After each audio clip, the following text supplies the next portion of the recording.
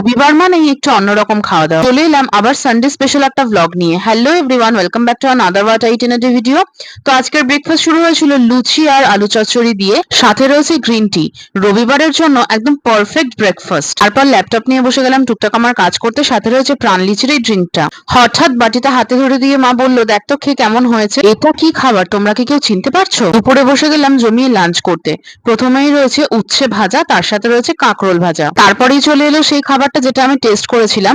এটা হচ্ছে মাছের ডিমের ঝুড়ো ভাজা, যেটা ছোট ছোট আলু, আদা কুচি, পেঁয়াজ কুচি, লঙ্কা কুচি দিয়ে ভাজা ভাজা করে বানানো হয়েছে। আজকের মেন মেনুতে ছিল ঝিঙে আলু দিয়ে কাতলা মাছের ঝোল। মাছটা একদম ফ্রেশ ছিল আর একদম হালকা মশলা দিয়ে রান্নাটা করা হয়েছিল। সন্ধেবেলা অর্ডার করলাম চিকেন মোগলাই, যেটা আমার ভীষণ পছন্দের একটি খাবার। বাইরেটা ছিল একদম ক্রিস্পি আর ভেতরটা চিকেনের স্টাফিং এ ভর্তি। কেমন লাগলো আজকের খাওয়া দাওয়া অবশ্যই জানাও। ভালো লাগলে একটা লাইক করে দিও, চ্যানেলটা সাবস্ক্রাইব করে দিও। দেখা হচ্ছে তোমাদের সাথে নেক্সট একটা ব্লগে।